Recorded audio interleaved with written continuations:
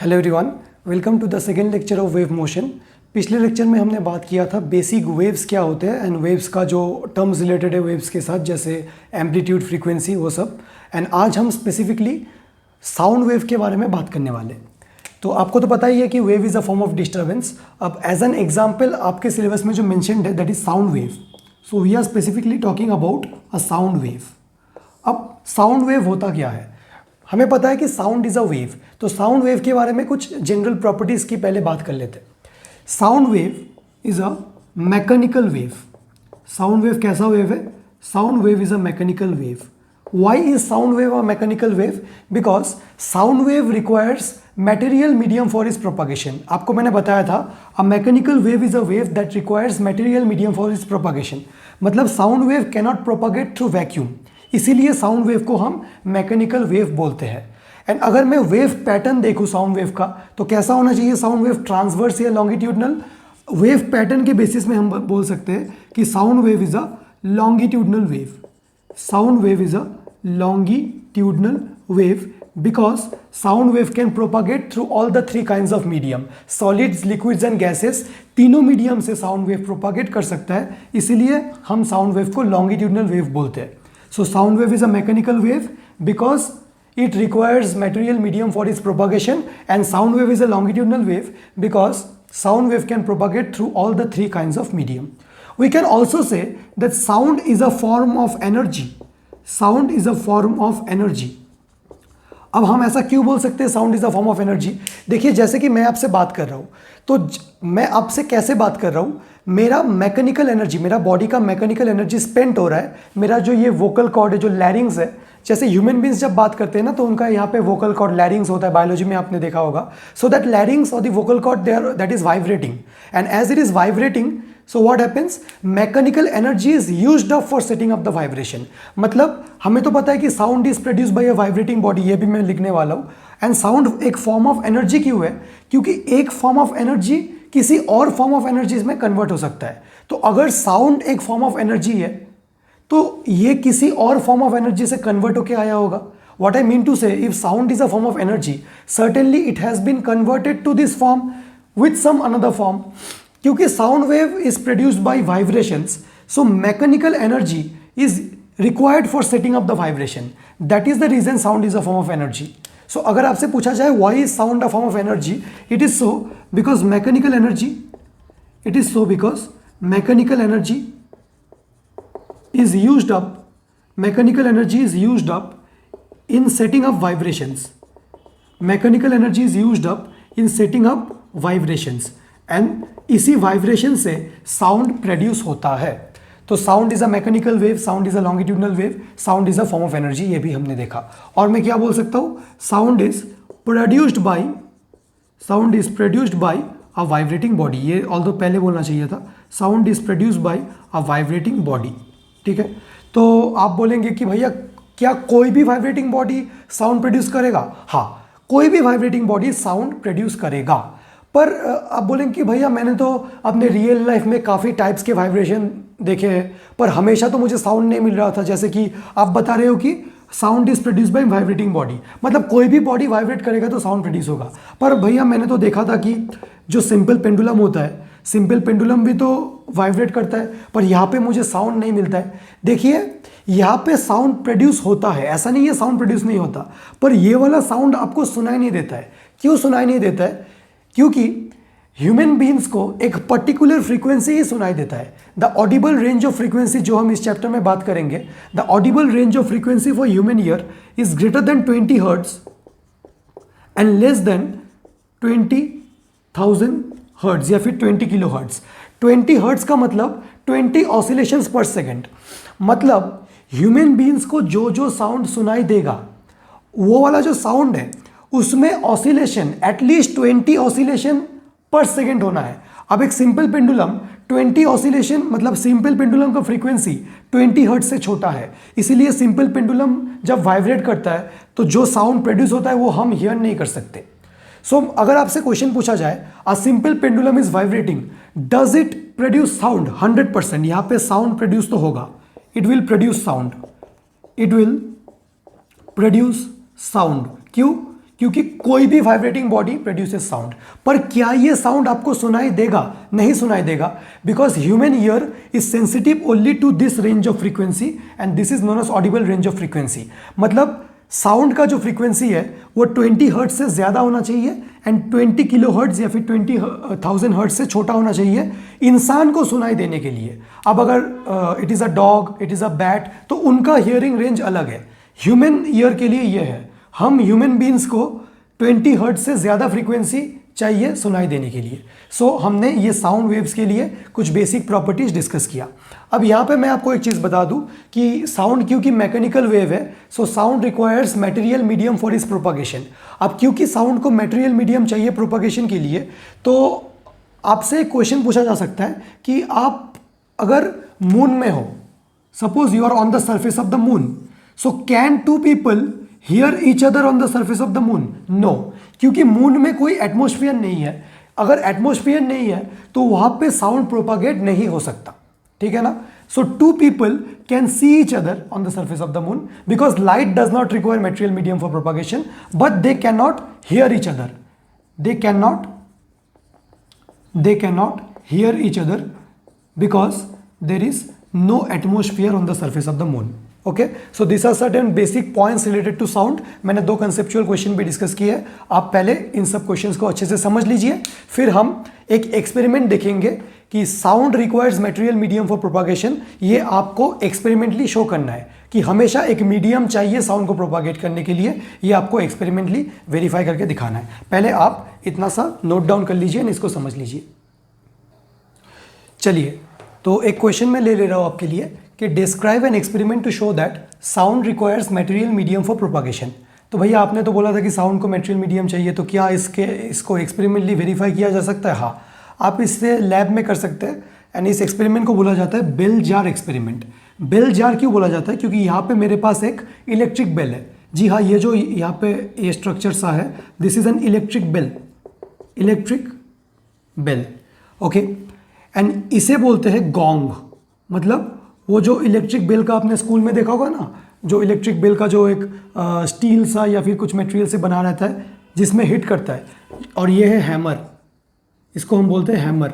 मतलब the hammer is actually beating this part, ठीक है ना। ये बेल का, इलेक्ट्रिक बेल का ऊपर वाला कवर है, प्लास्टिक वाला कवरिंग, एंड ये जो गोंग है, दिस gong is made up of some material like steel, जिसको हैमर बीट करेगा एंड अपना बेल होगा। अब क्योंकि एक इलेक्ट्रिक बेल है तो आपको तो स्विच ऑन करते, आपने देखा होगा कि जो स्कूल वाले भैया रहते हैं वो जाके स्विच ऑन कर देते।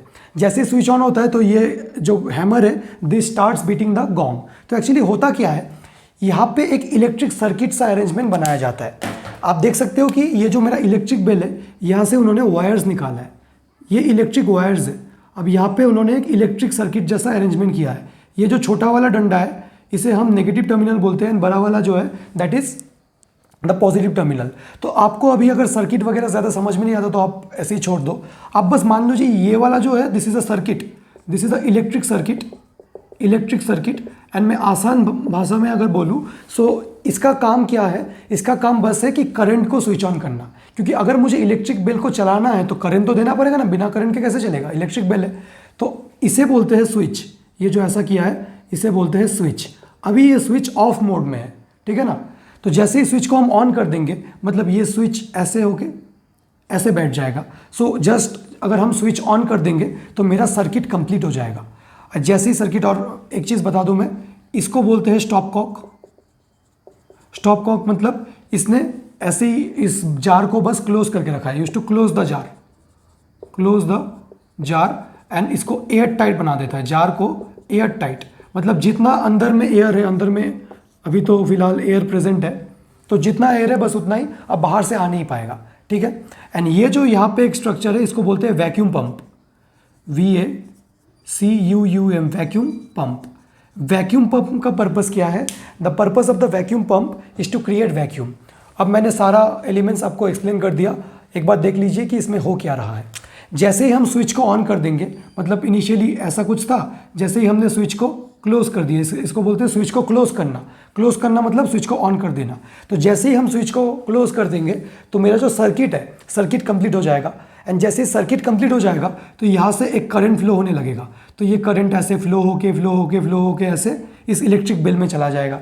जैसे ही करंट फ्लो होके इलेक्ट्रिक बेल में चला गया, ये जो हैमर है, this hammer will start beating the gong. तो हमने इनिशियली क्या किया, हमने स्विच को, मेरा जो स्विच है, स्विच को हमने क्लोज कर दिया। क्लोज मतलब स्विच को हमने ऑन कर दिया। क्लोज मतलब आप ऑफ मत समझिए। जब हम बोलते हैं कि स्विच क्लोज एंड मतलब स्विच को हम ऑन कर रहे हैं, इसमें ऐसे समझ लीजिए। मतलब स्विच इनिशियली ऐसे था, ठीक है ना, this is known as the open switch, and close मतलब ऐसे। ओपन, ओपन मतलब ऑफ, क्लोज्ड मतलब ऑन, ठीक है। तो जैसे ही हमने स्विच को ऑन कर दिया या फिर क्लोज कर दिया, तो current starts flowing in the circuit. आप ये समझ लीजिए पहले, एंड फिर अपने वर्ड्स में आप लिख सकते हो। So as soon as the switch is switched on और switch is closed, current starts flowing in the circuit and the hammer starts beating the gong. So switch हमने क्लोज कर दिया, hammer beats the gong, hammer beats the gong, या फिर hammer strikes the gong. And जैसे ही hammer ने gong को strike किया, क्योंकि यहाँ पे एयर है एंड आप यहाँ पे बाहर खड़े हो, सपोज मान लो आप यहाँ पे बाहर खड़े हो, सो आप क्या सुनोगे, you will here a sound. आपको एक साउंड सुनाई देगा, जो अंदर बेल है उसका साउंड सुनाई देगा, ठीक है। So hammer beats the gong and a sound is heard, sound is heard, okay. अब आप अगर वैक्यूम पंप को स्विच ऑन कर देंगे, अब इलेक्ट्रिक सर्किट तो स्विच ऑन ही है, इलेक्ट्रिक का जो सर्किट है that is switched on, hammer is continuously striking the gong and sound भी आ रहा है, कंटिन्यूअसली साउंड आ रहा है। आपने स्विच को ऑन करके रखा, ऑफ नहीं किया है। इन द ऑन कंडीशन अगर आप वैक्यूम पंप को भी ऑन कर दोगे तो क्या होगा, ये जो बेल जार है, ठीक है ना, जार जो है, जार में जितना भी एयर है अंदर, सारा एयर बाहर निकल जाएगा। If you switch on the vacuum pump just now, so what will happen, all the air will be removed, सारा एयर हट जाएगा। जैसे ही एयर हटना शुरू होगा, जैसे ही एयर हटना शुरू होगा, ये वाला बात आप अच्छे से सुन लीजिए क्योंकि इसमें क्वेश्चन आते हैं। जैसे ही एयर हटना शुरू होगा, what will happen, the loudness of the sound will continuously decrease. ऐसा क्यों होगा, क्योंकि sound requires material medium for propagation. आप अंदर से मीडियम हटा रहे हो तो साउंड प्रोपागेशन धीरे धीरे रुक रहा है, एक बार में ही बंद नहीं हो जाएगा। एक बार में ही साउंड का कुछ इंटेंसिटी था या फिर लाउडनेस था, एक ही बार में जीरो नहीं हो जाएगा। The loudness of the sound will continuously decrease.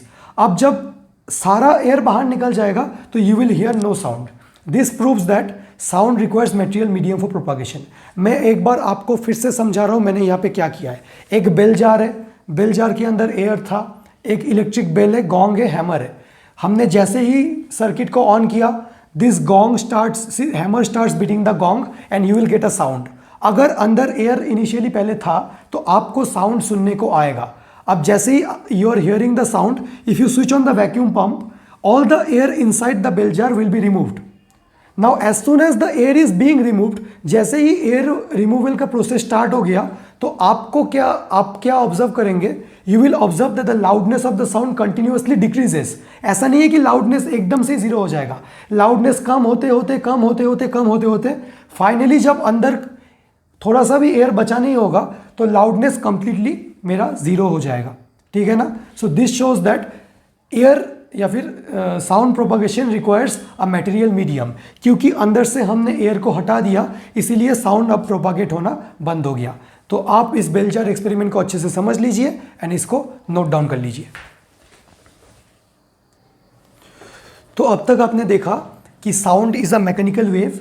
Sound mechanical wave क्यों है, because it requires material medium for its propagation. Sound is also a longitudinal wave because it can propagate through all the three kinds of medium, solids, liquids and gas. Sound is a form of energy because mechanical energy is required in order to set up the vibrations and sound is produced by a vibrating body.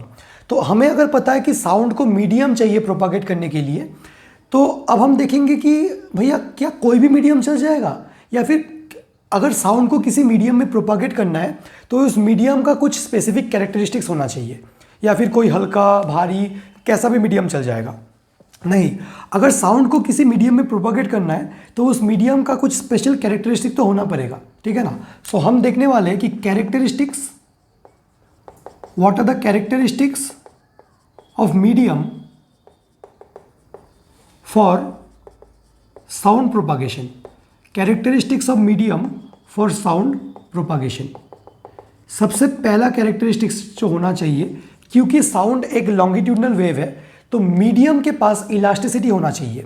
मैं आपको explain करूंगा इसी lecture में कि sound waves का जो formation है that is due to compressions and rarefactions. शायद मैंने थोड़ा बताया होगा पहला लेक्चर में जहां पे मैं वेव्स डिस्कस कर रहा था। तो अगर मीडियम के पास इलास्टिसिटी नहीं है, आप ऐसे समझ लीजिए कि एक जो कंप्रेशन फॉर्म होगा, अब उस कंप्रेशन को आगे भी तो जाना है, या फिर जो रेयरफैक्शन जो मतलब एयर लेयर्स जो एक्सपेंडेड लेयर्स होगा तो उन एक्सपेंडेड लेयर्स को वापस भी तो आना है। तो साउंड वेव का जो प्रोपागेशन है उसमें कैसा होता है, एक compression rarefaction, compression rarefaction. अब एक कब पॉसिबल है, अगर मीडियम के पास इलास्टिसिटी है, क्योंकि अगर मीडियम के पास इलास्टिसिटी नहीं है तो उस मीडियम में रेस्टोरिंग फोर्स डेवलप नहीं होगा। मतलब अगर दो मॉलिक्यूल्स दूर दूर चले गए हैं, अब वो कभी भी पास पास नहीं आएंगे। तो हमें तो साउंड प्रोपागेशन में चाहिए कि एक बार मीडियम पार्टिकल्स पास पास आ जाए, एक कंप्रेशन फॉर्म हो जाए, एक बार मीडियम पार्टिकल्स दूर दूर हो जाए, एक रेयर फ्रैक्शन फॉर्म हो जाए। तो मीडियम जो है उस मीडियम को इलास्टिक मीडियम होना पड़ेगा, मतलब मीडियम का elasticity should be high. So medium should have elasticity, otherwise compressions and rarefactions will not be formed. तो मैं लिख देता हूं कि medium should have elasticity, medium should have elasticity, otherwise compressions and rarefactions. अगर आपको नहीं पता कंप्रेशंस एंड रेयर फ्रैक्शंस क्या है तो हम अगले ही टॉपिक में डिस्कस करेंगे इसको। Otherwise compressions and rarefactions will not form. तो ये बात तो आपको समझ में आ गया। अब नेक्स्ट कैरेक्टरिस्टिक्स क्या हो सकता है मीडियम का। देखिए हमने डिस्कस किया था कि sound is a form of mechanical energy.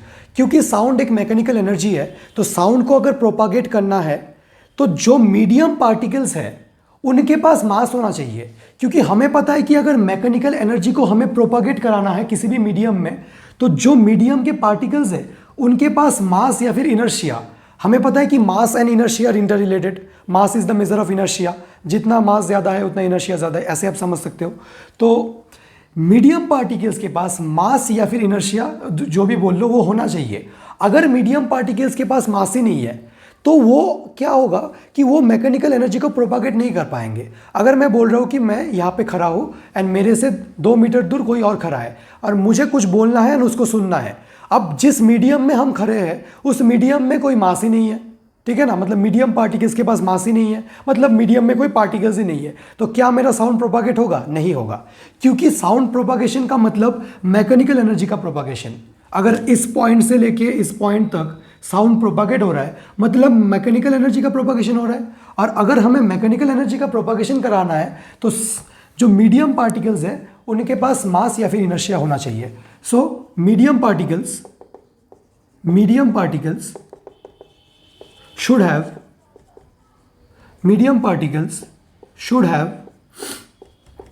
mass/inertia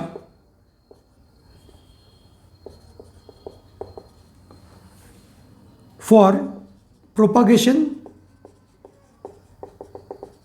of mechanical energy. में शॉर्ट फॉर्म में लिख रहा हूँ, ठीक है। अच्छा तो भैया मीडियम के पास इलास्टिसिटी भी होना चाहिए, मीडियम के पास मास या फिर इनर्शिया भी होना चाहिए क्योंकि मैकेनिकल एनर्जी प्रोपागेट कराना है। तो भैया ये सब तो समझ में आ गया, अब तो हो गया, अब तो और कुछ नहीं होगा।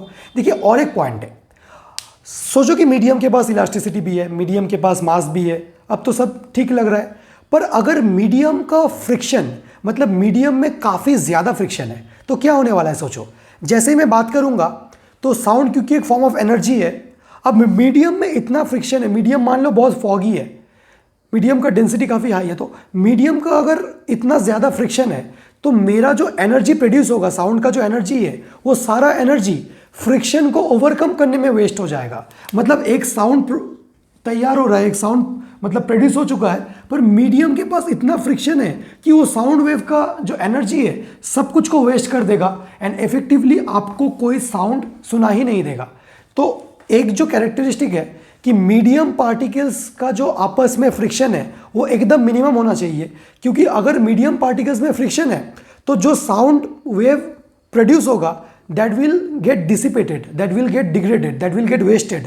मतलब सारा एनर्जी फ्रिक्शन को ओवरकम करने में वेस्ट हो जाएगा, तो आपको इफेक्टिवली कोई साउंड सुनाई नहीं देगा। So the third characteristics is there should be no or less friction. मतलब एकदम फ्रिक्शनलेस तो हाइपोथेटिकल केस है, मतलब अगर मैं रियल वर्ल्ड की बात करूं तो एकदम फ्रिक्शनलेस तो कोई मीडियम हो नहीं सकता। सो इसलिए मैं लिख रहा हूं there should be no or less friction between the particles of the medium. There should be no or less friction between the particles of the medium, so that no energy is lost during sound propagation, so that no energy is lost during sound propagation. मतलब during the sound propagation energy loss नहीं होना चाहिए, क्योंकि अगर medium में सारा energy loss हो गया तो इफेक्टिवली कुछ बचेगा ही नहीं और आपको साउंड सुनाई नहीं देगा। So this are the 3 important characteristics of the medium required for sound propagation. आप इसको अच्छे से समझ लीजिए।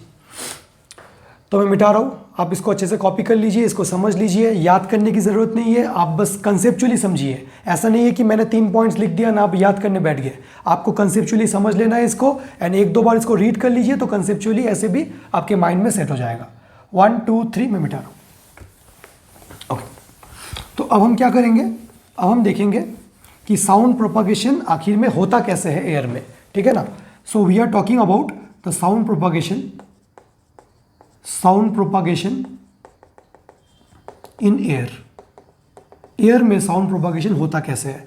मैं एक मेटल स्ट्रिप से एक्सप्लेन करूंगा इसको, क्योंकि कोई भी वाइब्रेटिंग बॉडी जो है साउंड प्रोड्यूस कर सकता है। तो यहाँ पे मैं एक एग्जांपल लेने वाला हूँ एक वाइब्रेटिंग बॉडी का, अब वही यहाँ पे साउंड प्रोड्यूस करेगा। ओके, जैसे मैं ऐसे एक बॉडी मान लूँ एंड यहाँ पे मैंने एक मेटल स्ट्रिप मान लिया, इसको क्या बोलते हैं, मेटल स्ट्रिप, पतला सा एक स्ट्रिप है, मैंने इसको कंसिडर कर लिया। अब मैं क्या करूंगा, इसी मेटल स्ट्रिप को मैं क्या करने वाला हूँ, डिस्टर्ब करने वाला हूँ, क्योंकि साउंड प्रोपागेशन के लिए तो किसी बॉडी को वाइब्रेट करना ज़रूरी है। अब ये ऐसे तो चुपचाप रेस्ट में बैठा है, this metal strip is completely at rest. अब मैं इसे बाहर से एक फोर्स अप्लाई करूँगा एंड इसको वाइब्रेट कराऊँगा। मान लीजिए कि ये पोजिशन ए है। अब जैसे ये वाइब्रेट करेगा मेटल स्ट्रिप, तो मेटल स्ट्रिप वाइब्रेट करने लगा। मान लो कि ये मेरा मेटल स्ट्रिप है, तो कैसे वाइब्रेट करेगा, ये ऐसे ऐसे ऐसे ऐसे ऐसे। मतलब ये मेटल स्ट्रिप थोड़ी देर में यहाँ पे चला जाएगा, मान लो कोई पोजीशन बी, एंड फिर से वाइब्रेट करके यहाँ पे चला जाएगा, मान लो कोई पोजीशन सी। तो एक एक करके हम सारा डायग्राम्स देखेंगे। तो अभी तो मान लो कि this is the initial state, अभी वाइब्रेशन स्टार्ट नहीं हुआ है। तो यहाँ पे इसके कॉन्टैक्ट में काफ़ी सारे मैं एयर मॉलिक्यूल्स को ड्रॉ कर रहा हूँ, ठीक है ना। आपको ये प्रोसेस थोड़ा सा समझना है। मैं काफ़ी सारे एयर मॉलिक्यूल्स को ड्रॉ कर रहा हूँ।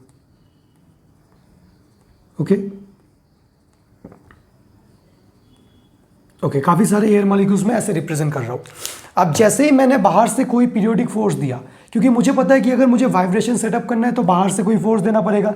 पीरियोडिक क्यों, मतलब मैं थोड़ी देर बाद फोर्स दे सकता हूँ, या फिर एक ही बार में एक ही वाइब्रेशन देखना है मुझे, एक ही बार में मैंने कोई, मतलब मैंने बाहर से कुछ डिस्टर्बेंस प्रोड्यूस किया मीडियम में, डिस्टर्बेंस। अब क्या हो गया, ये स्ट्रिप वाइब्रेट करने लगा। तो सबसे पहला जो इसका वाइब्रेशन है, अगर मैं इसको फर्स्ट डायग्राम बोलूँ एंड यहाँ पे मैं सेकेंड देख रहा हूँ, तो सबसे पहला जो इसका, जैसे ही मैंने इसको पुश किया ऐसे, तो ये स्ट्रिप यहाँ से यहाँ तक आ जाएगा। तो मान लीजिए कि ये इसका इनिशियल पोजीशन था, अब ये स्ट्रिप ऐसे आ गया, ठीक है ना। सो ए से मान लीजिए ये पोजीशन बी में आ गया। तो क्या हुआ कि जैसे ही स्ट्रिप ने राइटवर्ड्स मूव किया, इसने कैसा मूव किया, टुवर्ड्स राइट मूव किया इसने, है ना। स्ट्रिप ने टुवर्ड्स राइट मूव किया। तो यहाँ पे जितने एयर मॉलिक्यूल्स हैं वो तो पास पास आ गए। देखिए पहले तो एयर मॉलिक्यूल्स इक्वी स्पेस थे, एकदम यूनिफॉर्म डिस्ट्रीब्यूशन था। जैसे ही स्ट्रिप ने यहाँ राइटवर्ड्स मूव किया, तो इस स्ट्रिप ने इनको थोड़ा सा पुश किया, तो इस स्ट्रिप के कांटेक्ट में जो एयर मॉलिक्यूल्स थे, the air molecules that were in contact with the strip, इसमें क्या हो गया, ये सब मॉलिक्यूल्स पास पास आ गए। अच्छे से समझ लीजिए, आपको थोड़ा सा पेशेंस चाहिए इसके लिए। ये सारे पास पास आ गए, क्या हो गया, पास पास आ गए। मतलब इनका जो नॉर्मल सेपरेशन था, अब वो सेपरेशन बिटवीन द मॉलिक्यूल्स कम हो गया है, ठीक है ना। एंड इसके जस्ट बगल में, मतलब यहाँ पे तो एयर मॉलिक्यूल्स पूरा फिल्ड अप है, अब कुछ ही मॉलिक्यूल्स पास पास आ गए एंड बाकी जो मॉलिक्यूल्स थे वो अपने नॉर्मल डिस्टेंस ऑफ सेपरेशन में ही है, क्योंकि उन तक अभी तक डिस्टर्बेंस पहुंचा नहीं है ना। अभी तक मेरा जो डिस्टर्बेंस है, मैंने जो ऐसे ये स्ट्रिप जो राइटवर्ड मूव किया है, अभी तक हर एक मॉलिक्यूल के पास वो डिस्टर्बेंस पहुंचा नहीं है। जस्ट जो मॉलिक्यूल्स स्ट्रिप के कांटेक्ट में थे they come closer to each other.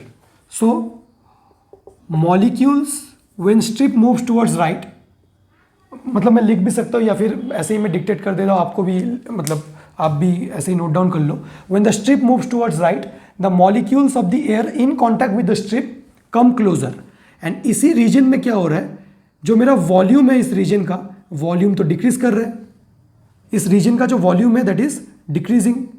And मुझे पता है कि ये गैस मॉलिक्यूल्स है या फिर इसे एयर मॉलिक्यूल्स है एंड इनके लिए बॉयल्स लॉ एप्लीकेबल है। बॉयल्स लॉ क्या है कि pressure is inversely proportional to volume. तो अगर वॉल्यूम इंक्रीज कर रहा है तो प्रेशर क्या हो रहा है, इंक्रीज हो रहा है। डेंसिटी क्या हो रहा है, वॉल्यूम डिक्रीज हो रहा है तो डेंसिटी भी इंक्रीज हो रहा है। एंड इस रीजन को, जो रीजन वॉल्यूम कम है, जिस रीजन में वॉल्यूम कम है, प्रेशर ज्यादा है, डेंसिटी ज्यादा है, इसी रीजन को हम कंप्रेशन बोलते हैं, C. So what is a compression?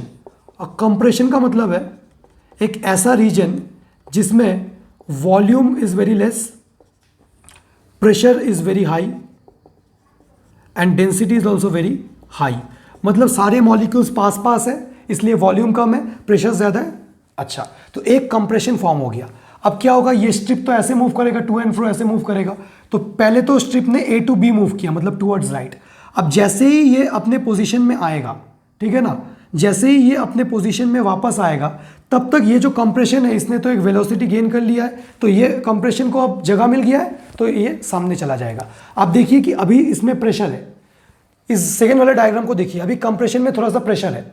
तो जैसे ही ये स्ट्रिप, विजुअलाइज कीजिए इसको, जैसे ही ये स्ट्रिप अपने पोजीशन में वापस आ जाएगा, तो इसको आप मान लीजिए कि काफ़ी एयर मॉलिक्यूल्स ऐसे पास पास है और पीछे काफ़ी प्रेशर है। जैसे ही पीछे वाला प्रेशर थोड़ा सा कम हुआ, तो कंप्रेशन का तो अपना एक वेलोसिटी है, तो वो अपने वेलोसिटी से सामने चला जाएगा, ठीक है। तो जैसे ही ये अपने इनिशियल पोजीशन में आएगा, the compression will move ahead, the compression will move ahead. Okay, मैं एक काम करूंगा कि मैं फाइनली जो जो हो रहा है पहले आप समझ लीजिए डायग्राम से, तो फाइनली जो जो हो रहा है तो मैं यहाँ पे लिख दूंगा। हाँ, तो मैं थर्ड डायग्राम अभी दिखा रहा हूँ। ओके, तो जैसे ये वापस आएगा तो ये कंप्रेशन सामने चला गया। अब ये क्या होगा, अब ये टुवर्ड्स द लेफ्ट जाएगा। मतलब मान लीजिए कि ये इनिशियल पोजीशन है, तो अब ये जो मेरा स्ट्रिप है that will move towards the left, that will move towards the left. मतलब this was the initial position A, अभी ये पोजीशन सी में चला गया। तो जैसे ये पोजीशन सी में चला गया, अब इस स्ट्रिप के कांटेक्ट में जो मॉलिक्यूल्स है उनको और जगह मिल गया। अब ये क्या होंगे, ये फैल जाएंगे, दिस विल एक्सपांड। जैसे when A was moving, when the strip was moving from A to B, क्या हो रहा था, the molecules were coming closer to each other. अब जैसे ही it is moving back to C, so the molecules that were in contact with the strip, they are now expanding, they now have space and they can now expand, ठीक है। अब ये जो compression है ये तो आगे चला गया, तो ये तो एक्सपेंडेड लेयर है। अब यहाँ पे क्या होगा, एक्सपेंडेड लेयर के बाद वो मेरा कंप्रेस्ड वाला लेयर, क्योंकि कंप्रेस्ड वाला लेयर एक वेलोसिटी अटेन करके अभी सामने चला गया है ऑलरेडी। अच्छे से समझिए इसको। अच्छा, एंड इसके बाद वाला नॉर्मल लेयर्स, क्योंकि यहाँ तक तो अभी तक डिस्टर्बेंस पहुँचा नहीं है, इन्हें तो पता ही नहीं है कि वहाँ पे कौन वाइब्रेट कर रहा है, क्या हो रहा है, कुछ नहीं पता। तो ये तो मेरा नॉर्मल सिचुएशन है, ये तो मेरा कंप्रेशन है। एंड इसे क्या बोलते हैं, इसे हम बोलते हैं रेयर फ्रैक्शन। क्यों? क्योंकि यहाँ पे वॉल्यूम इंक्रीज हो चुका है, प्रेशर डिक्रीज हो चुका है एंड डेंसिटी भी डिक्रीज हो चुका है, ठीक है ना। वॉल्यूम इंक्रीज हो चुका है, प्रेशर, एंड इसे हम बोलते हैं रेयर फ्रैक्शन। तो देखिए, एक रेयर फ्रैक्शन एक कंप्रेशन। अब ये प्रोसेस फिर से रिपीट होगा। जैसे ही हमने एक टू एंड फ्रो मोशन देख लिया, one to and fro motion of the strip produces one compression and one rarefaction. मतलब one to and fro motion of strip का मतलब क्या है, one to and fro motion of strip का मतलब है one compression plus one rarefaction. एक तो कंप्रेस्ड लेयर, एक एक्सपेंडेड लेयर।